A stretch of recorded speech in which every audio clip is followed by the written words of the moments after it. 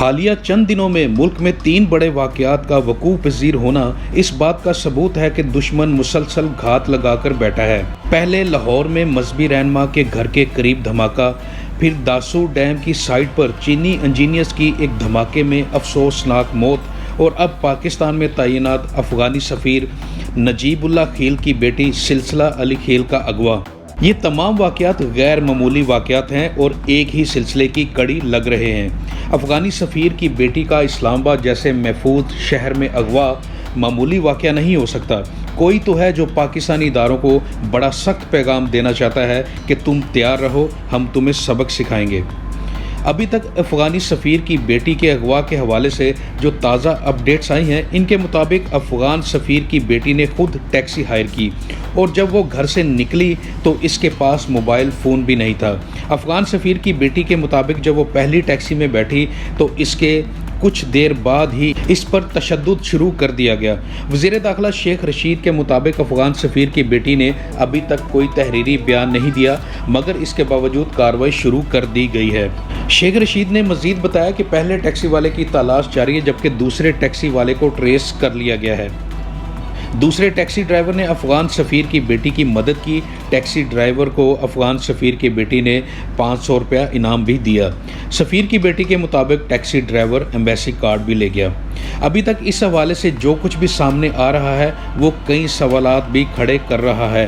کیا یہ سب کچھ ویسے ہی ہوا ہوگا جیسے کہ بتایا جا رہا ہے؟ سفیر کی بیٹی اکیلی گھر سے پیدل جناح سپر مارکیٹ کے لیے نکلتی ہے، اس کے پاس موبائل فون تک نہیں۔ بلا شبہ اسلام آباد ایک محفوظ شہر ہے، مگر ایک سفیر کی بیٹی، اور سفیر بھی اس ملک کا جو خود کافی عرصہ سے خانہ جنگی کا شکار ملک ہے، تو ایسے میں اس سفیر کی بیٹی کا یوں اکیلے باہر نکلنا سمجھ سے بالاتر ہے۔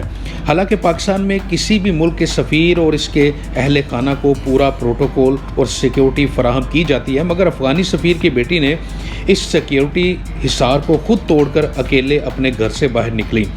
دوسرا، اس واقعے کا کوئی دوسرا گواہ بھی نہیں ہے کہ افغانی سفیر کی بیٹی کے ساتھ کیا ہوا۔ اداروں کے پاس بھی صرف اتنی ہی معلومات ہیں جتنی کہ افغانی سفیر کی بیٹی نے پولیس کو دیں۔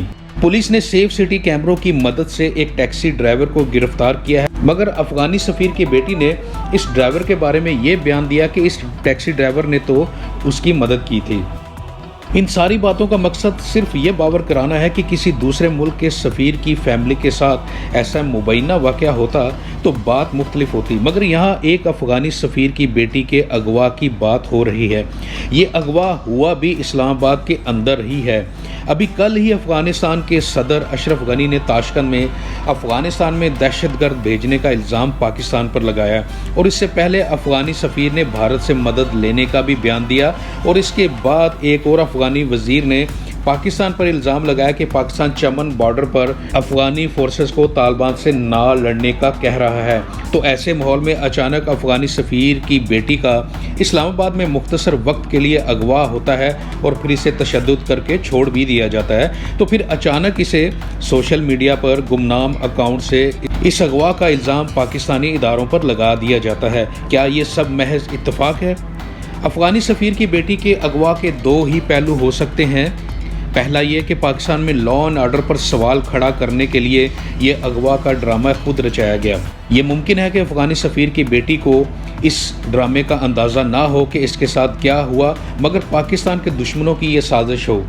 دوسرا پہلو یہ بھی ہو سکتا ہے کہ یہ کسی ٹیکسی ڈرائیور کی کسی لڑکی سے بدتمیزی کا عام سا واقعہ ہو، اور اس ٹیکسی ڈرائیور کو اندازہ بھی نہ ہو کہ جس لڑکی پر وہ تشدد کر رہا ہے وہ کوئی معمولی لڑکی نہیں ہے، بلکہ وہ کسی ملک کے سفیر کی بیٹی ہے۔